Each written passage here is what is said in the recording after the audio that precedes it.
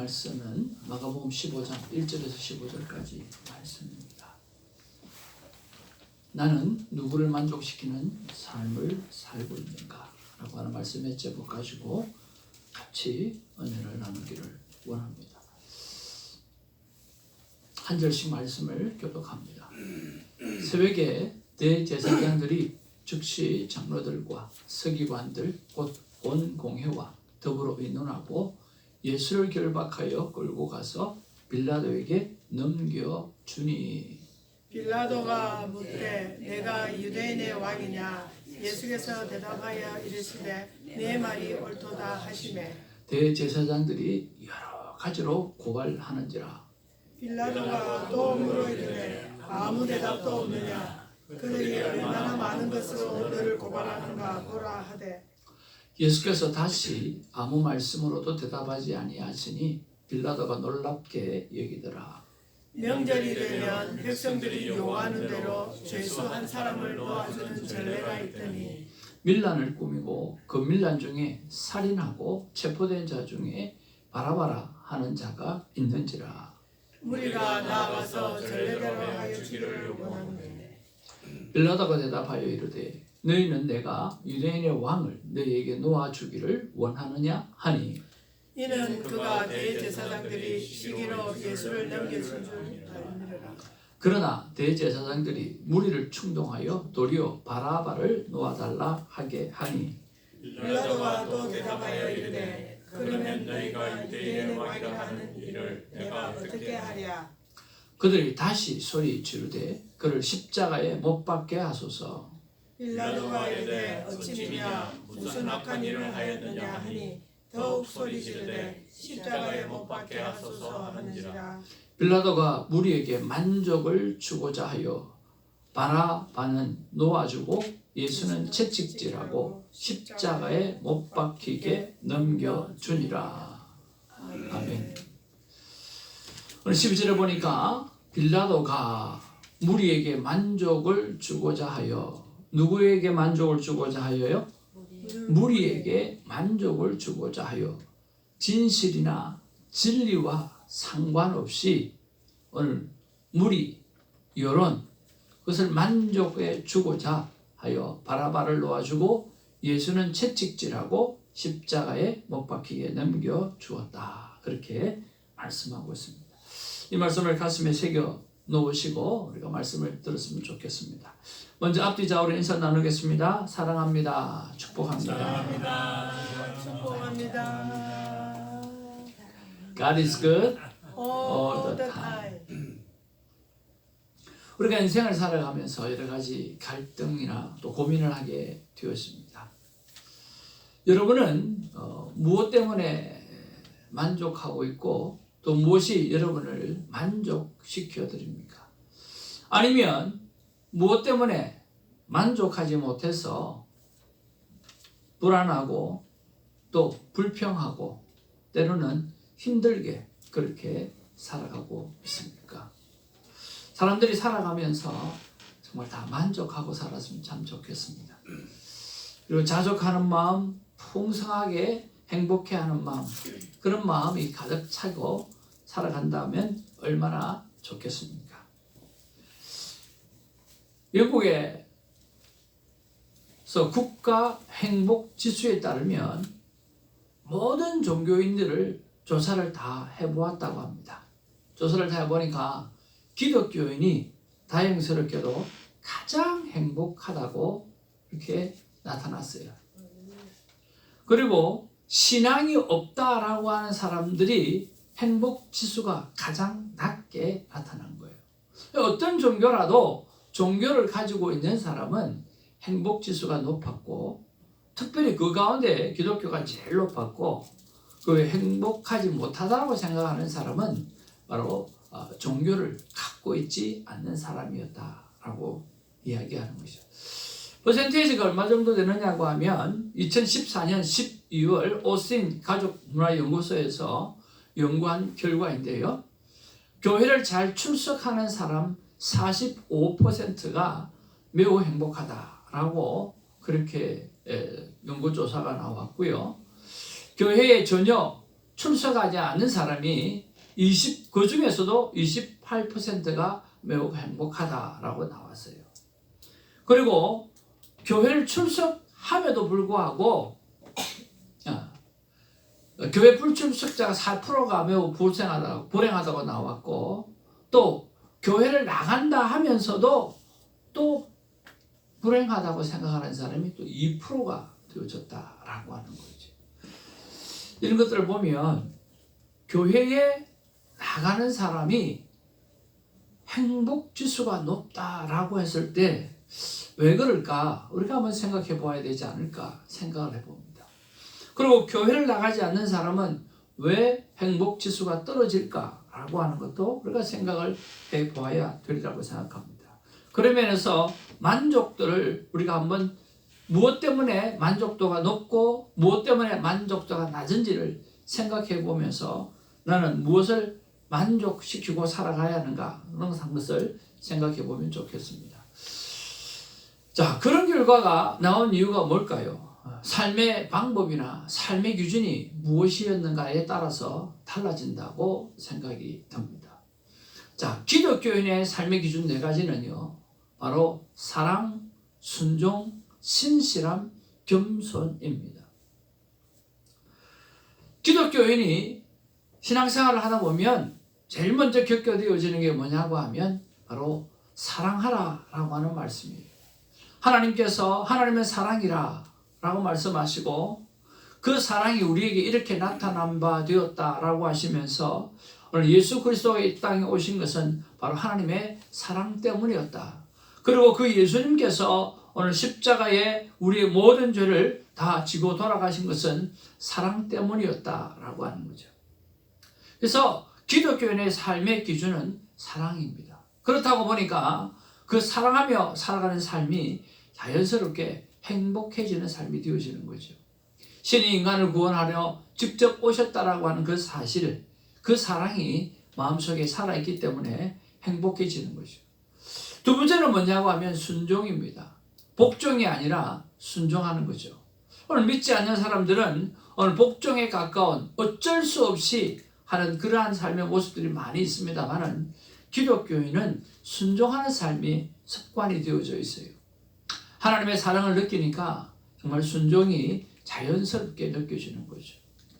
제가 큐티를 하기 이전과 큐티를 한 이후의 삶이 상당 부분 달라졌던 것이 뭐냐고 하면 오늘 내가 신앙이 부족할 때는 무언가 아내를 향해서나 누구를 향해서 뭔가를 하려고 하면 이상하게 자존심이 상해요.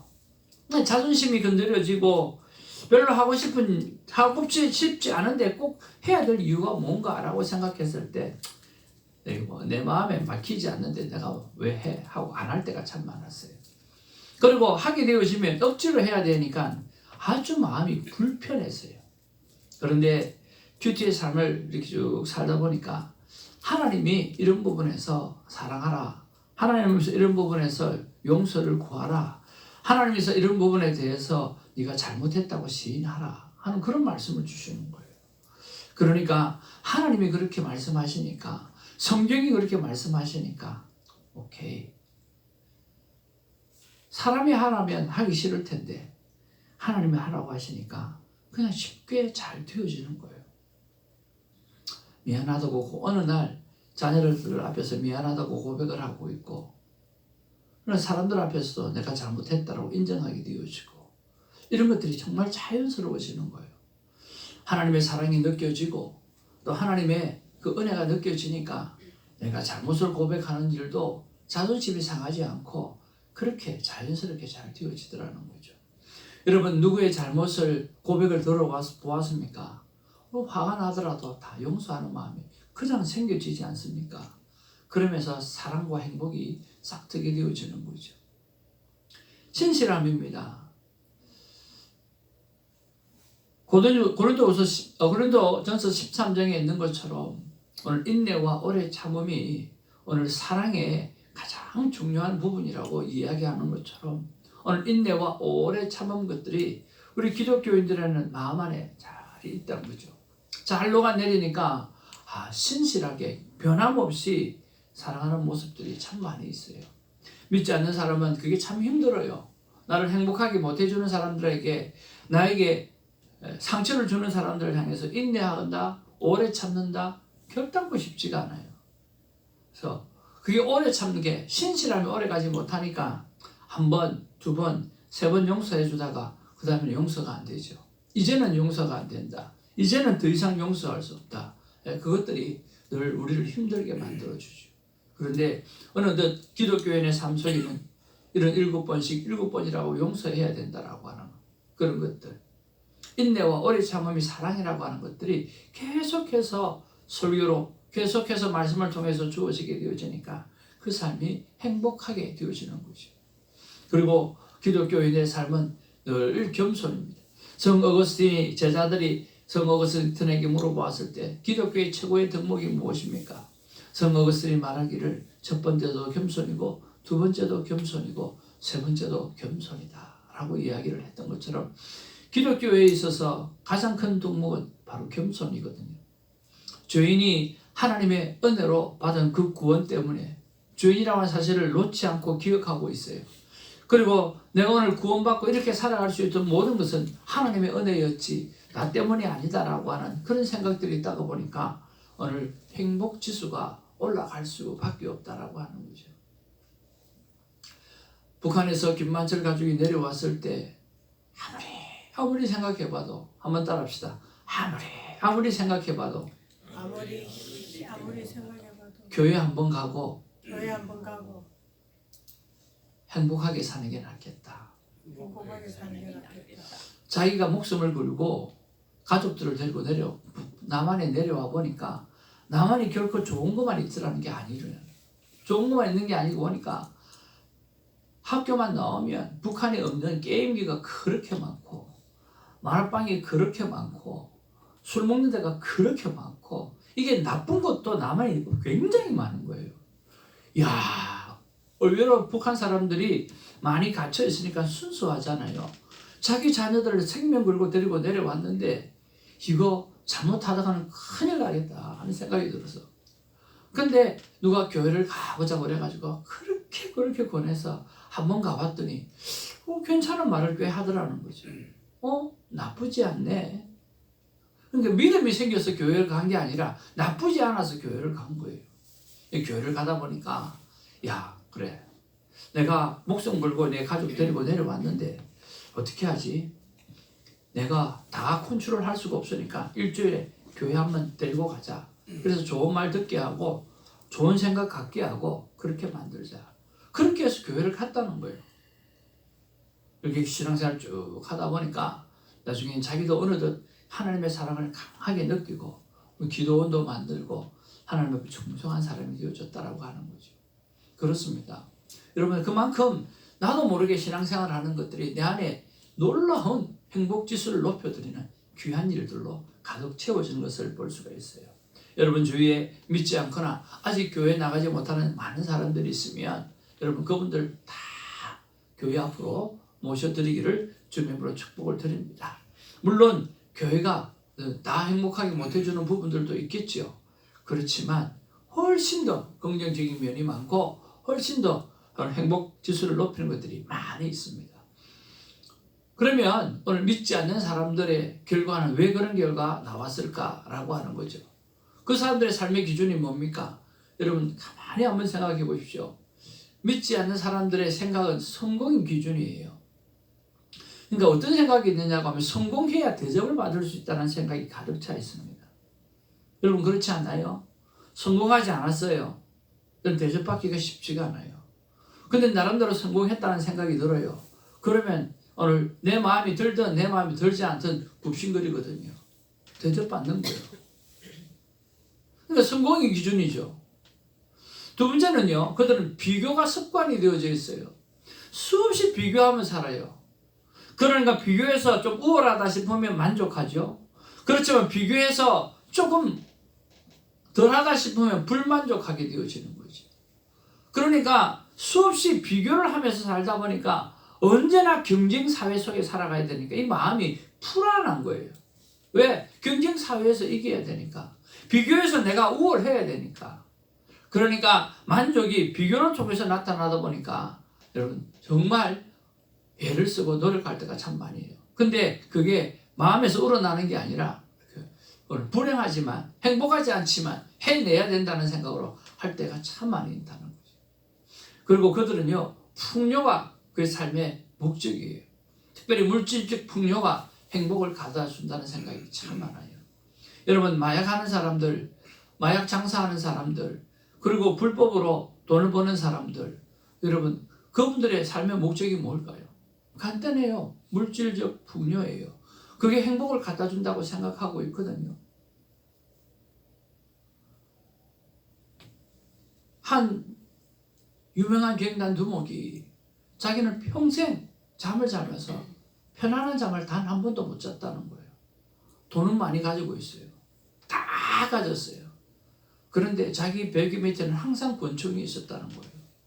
그만큼 잠도 한 시간도 편하게 자지 못하는 사람, 바로 그 사람이 풍요로움이 갖다주는 행복을 쫓아가는 사람이었다라고 하는 거죠.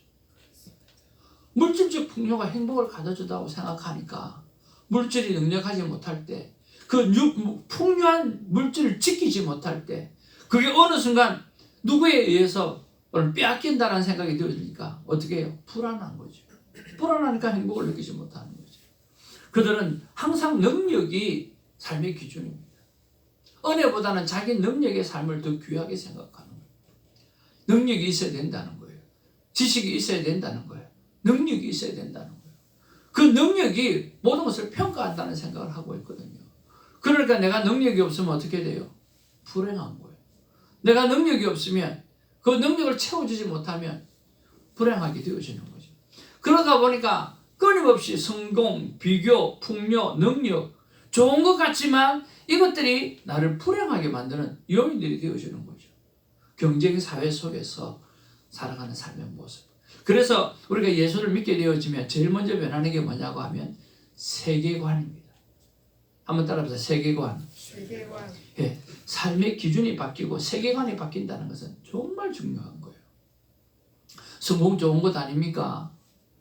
비교해서 잘 되는 것 중요한 것 아닙니까? 풍요해지는 것 좋은 것 아닙니까? 능력이 많아지는 것 좋아지는 것 아닙니까? 다 좋아지는 거예요. 그런데 이것들이 진정한 행복을 가져다 주지는 못한다라고 하는 거죠. 사랑하는 성도 여러분, 우리가 정말 만족한 삶을 살려고 하면 어떤 것이 누구에 의해서 우리가 오늘 만족함을 누리고 살아갈 수 있겠습니까? 오늘 성경에서는요, 빌라도는 예수가 죄 없음을 알았어요. 자기가 아무리 봐도 예수는 죄가 없는 것 같아요. 예수님을 신문을 해보았어요. 그러니까 신문을 해도 대답도 참 잘해요. 그리고 자기가 말하지 않을 것은 말 안 하면서 분명하게 자기를 드러내는데 자기가 봐도 별로 잘못된 거 없는 것 같아요. 그리고 아내가 꿈을 꾸고 와가지고, 야, 예수 그리스도 그분은 오늘 잘못한 게 없다라고, 당신이 그 문제에 대해서 관여하지 말라고, 꿈자리가 그랬다고. 아내의 말을 듣고도 예수님이 죄가 없는 걸 알았어요. 그래서 명절에 죄수를 풀어주라고 할 때, 야, 내가 예수를 놓아주면 좋겠는데 예수를 놓아줄까 하고 추천했어요. 그러니까 사람들이 아니라는 거예요. 바라바라는 거예요. 빌라도는 예수를 놓아주고 싶었어요. 너희들이 죄수라고 이야기하는 그 예수를 놓아주고 싶었어요. 그런데 아닌 거예요. 그러니까 하신 말씀이, 야, 그 예수가 도대체 무슨 악한 일을 했느냐고 물어본 거예요. 물어보니까 사람들이 거기에 대한 대답은 하지 않고 십자가에 못 박으라고 그냥 여론으로 밀어붙이기 시작하는 거예요. 그거 할 수 있는 것은 아무것도 없었어요. 그래서 군중들 앞에서 손을 씻으면서 나는 이 사람의 피와 아무 상관이 없다. 그러니까 군중들이 그 모든 것을 자기들에게 돌리라고 그렇게 이야기를 하고, 오늘 성경에 있는 그대로 오늘 인간들이 예수를 십자가에 몰아붙여버린 거죠. 빌라도는요, 예수님이 죄가 없다라고 한 사실을 분명하게 알고 있었어요. 그렇지만 그가 선택한 것은 바로 군중을 만족하는, 여론을 만족하는 그런 선택이었다라고 하는 거죠. 알면서도 빌라도가 한 선택은요, 무리의 만족이었습니다. 여론을 만족시키는 거였습니다. 이런 민주주의가 굉장히 무서운 것 하나가 뭐냐고 하면 여론주의가 민주주의예요. 다른 사람들이 모두가 그렇게 생각한다고 하면 그게 진리가 아닐지라도 맞다라고 이야기하는 거예요. 심각한 거죠. 이번에 우리가 이제 투표를 또 하게 되어질 것인데요. 얼마나 잘못된 부분들이 많은지 몰라요. 특별히 자녀 교육 부분에 있어서 공립학교 애들 못 보내요. 이번에 우리 목사님 모임에서 또 한 번 듣게 되어진 것인데 이제 공립학교 화장실 남녀 공용이에요. 다 남녀 공용으로 다 바뀌고요. 부모 동의 없이 내가 남자인데 여자가 되고 싶다라고 이야기했을 때 학교가 그것을 그 의사를 받아들이고 한다고 하면 부모가 관여할 수가 없는 거예요. 그런 세상이 되어져 버린 거예요. 이것이 통과되지 않도록 우리는 길을 쓰고 막아야 돼요. 그리고 초등학교 교과서를 보면 어떻게 학문 섹스를 하는지, 어떻게 남자끼리 섹스를 하는지, 어떻게 여자끼리 섹스하는지 그런 거 다 나와 있어요. 그 부모님에게 이렇게 교육해도 되는지 안 되는지 물어보고 문제가 심각한 거죠. 그러니 국립학교를 어떻게 보내겠어요? 특히 이 민주당세가 센 여기 캘리포니아는 더더욱더 그런 좌파 쪽에 너무 강한 거예요. 근데 뭐예요? 무리가 원하니까 그게 민주주의가 될 수 있다는 거죠. 그러나 우리는 절대로 민주주의로 살아서는 안 됩니다. 그리고 공산주의로도 살아서도 안 됩니다. 우리는요 성경제일주의로 살아가야 됩니다. 말씀이 맞다고 하면 맞는 거고 그 말씀대로 우리가 살아가야 하거든요. 알면서도 빌라도가 선택한 것은 무리의 만족이었어요. 밀란이 일어날까봐, 폭동이 일어날까봐 진실과 상관없이 예수를 십자가로 몰아버린 거죠. 그러나 빌라도는요 그것 때문에 자기가 손을 씻었다고 해서 책임 회피를 할 수가 없었어요. 사도신경을 외울 때 지금까지 빌라도가 책임자로 고백되어지잖아요. 피할 수 없는 거예요. 여러분 군중을 만족시키고 여론을 만족시킨다고 해서 여러분 책임을 회피할 수 있느냐? 절대로 책임을 회피할 수가 없어요. 다 그러니까 그랬다. 다 그래도 아닌 것은 아닌 거죠. 사랑하는 성도 여러분, 무리의 만족이 아닙니다. 하나님을 만족시키고 살아가는 우리가 되어야 됩니다. 나는 무엇 때문에 만족합니까? 혹은 나는 무엇 때문에 만족하는 삶을 살지 못합니까? 오늘 성경이 주시는 인생의 정답은 뭐냐고 하면 무리를 만족시킬 것인가? 여론을 만족시킬 것인가? 아니면 하나님을 만족시킬 것인가? 라고 하는 거죠. 곰곰이 생각하셔서 진정한 행복은요 우리 인간을 만드신 창조주 하나님을 만족시킬 때 진짜 행복함이 있거든요. 하나님은 사랑이라 그랬습니다. 서로 사랑하며 하나님을 보게 되어집니다. 여러분 사랑이라는 단어는 생각입니까? 아니면 사랑이라는 단어는 느낌입니까? 여러분 사랑한다는 사랑스럽다라고 하는 단어는 생각이에요? 아니면 느낌이에요? 느낌이죠. 그러면 사랑은요 말로만 하는 것이 아니라 한번 따라합시다. 사랑은 말로만 하는 것이 아니라 느껴질 때까지 하는 거다. 예, 사랑은요 느껴질 때까지 하는 거예요. 그냥 사랑한다 사랑한다 사랑한다 입으로만 말해가 되는 것이 아니라 사랑은 느껴질 때까지 하는 거잖아요. 목사님 안 느껴지더라도 사랑한다는 마음 말이라도 한번 듣고 싶습니다. 그럴 수도 있겠지만 사랑은 느낌의 단어이거든요. 느껴질 때까지 사랑은 표현해줘야 되어지는 것들이거든요. 그런데 하나님의 사랑은요 진짜 느껴지는 정도가 아니라 이 땅에 내려오셔서 우리를 위해 돌아가셔서 목숨까지 구해주시는 그 사랑이라고 하는 거죠. 최근에 이것들을 생각하면서 나한테 언제 사랑이 느껴졌는가 하는 그런 생각을 한번 해보았어요. 내가 느껴질 때까지 사랑하는 것이 참 부족한 사람이구나 하는 생각을 들었어요. 그러면서 최근에 나는 언제 하나님의 사랑을 느낄 수 있었나 한번 생각해 보았더니요. 하루는 지난 한 주간 새벽 제단을 드리는데 하나님이 엄청난 사랑을 느끼게 해주시는 거예요.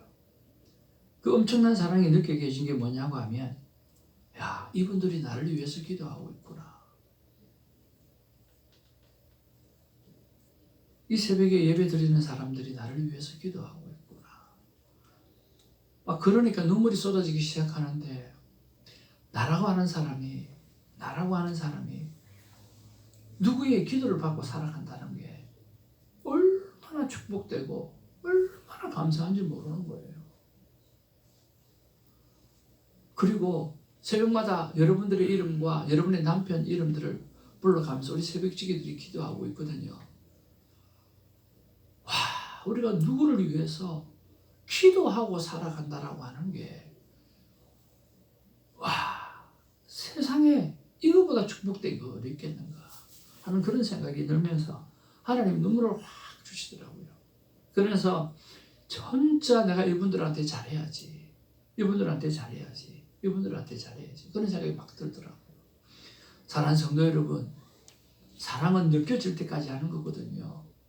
여러분, 그냥 생각만 말고 그 사랑이 가슴에 느껴질 때까지, 여러분, 부부지간에도 사랑하고 자녀지간에도 사랑하고 우리 성도간에도 서로 사랑하는 그런 은혜가 있기를 주님으로 축복을 드립니다. 아멘. 여러분을 위해서 기도하고 있는 사람이 있고 또 나를 위해서 기도해 주시는 분이 있다라고 하는 것 자체만 해도 너무너무 우리는 행복한 삶을 살아갈 수 있는 이유가 되지 않습니까? 여러분, 그 사랑이 느껴질 때까지 사랑하는 우리가 되기를 주님으로 축복을 드립니다. 아멘. 우리 옆에 분에게 한번 인사하겠습니다. 사랑이 느껴지도록 사랑하겠습니다. 사랑이 느껴지도록 사랑하겠습니다. 네. 사랑이 느껴지도록 사랑하는 우리가 되면 참 좋겠습니다. 우리 교회가 되었으면 참 좋겠습니다. 약속의 말씀에 순종하는 것은 축복의 통로입니다. 하나님께서 수많은 약속을 성경에 해놓으셨거든요. 그것을 순종하게 되어질 때 우리는 축복의 통로가 되어지는 거죠. 변함없는 신실함은 계속된 행복을 유지하는 힘입니다. 그렇지 않나요? 내가 좋으나 싫으나 여전히 그 자리에 있다고 하면 그것처럼 좋은 게 어디 있습니까? 나는 맨날 하나님 앞에 이랬다 저랬다 하루에도 100번씩 마음이 바뀌는데 여전히 하나님 앞에 나가면 하나님은 변함없이 나를 기다리고 있다라고 하는 그 사실이 얼마나 귀합니까? 일을 하다가 집에 들어가면 변함없이 나를 맞이하는 아내가 있고 변함없이 나를 맞이하는 가족이 있고 얼마나 귀합니까? 근데 그 가족이 없을 때 우리가 많은 것들을 보잖아요. 제가 어렸을 때 너무나 외로웠습니다. 학교 갔다가 집에 오면 엄마도 없고 아빠도 없고 아무도 없고 내 혼자 지내는 시간이 그렇게 힘들고 어려웠습니다. 특히 이민사회에 부모들이 전부 다 이구동성으로 하는 말이 자녀의 교육 때문에 미국 갔다 해놔놓고 학교 갔다가 집에 오면 집에 아무도 없잖아요. 왜? 부모들 다 일 나가니까. 그게 무슨 말이에요? 방구예요? 진짜. 자식을 위한다고 하지만 자식이 정작 필요할 때 없잖아요. 그래서 여러분, 변함없이 신실하신 하나님이 내 곁에 있다라고 하는 사실, 언제나 내가 나아가면 그분은 그 자리에서 나를 기다려주고 나를 끌어안아주고 계신다라고 하는 그 사실이 우리가 행복감을 넘치게 하는 거죠. 어렸을 때 그렇게 핍박을 받아도 그저 비를 맞고 철철철철 비를 맞고 그냥 교회를 가면 거기 앉아있으면 하나님의 임재가 낳게 되어지고 변함없이 나에게 말씀해 주신 그 하나님 때문에 또 일어서서 갈 수 있는 거거든요. 여러분, 힘든 시간을 하나님이 함께 계신다는 하는 사실 때문에 오늘 여기까지 오신 것 기억하시죠? 여러분, 그 기억을 절대 잊지 말고 갖고 나아가시기를 주님으로 축복을 드립니다. 겸손은요, 내가 낮아지는 것이 아니라 하나님을 높임으로 결국 내가 높아지는 것입니다. 겸손은 낮아지는 게 아니에요. 겸손은 내가 하나님을 높임으로 말미암아 하나님이 나를 높이는 게 바로 겸손이라고 하는 거죠. 여러분, 하나님이 높여주시는 그 겸손 때문에 행복해하고 기뻐하는 우리가 되어지기를 주님으로 축복을 드립니다. 이것이 어디에 있습니까?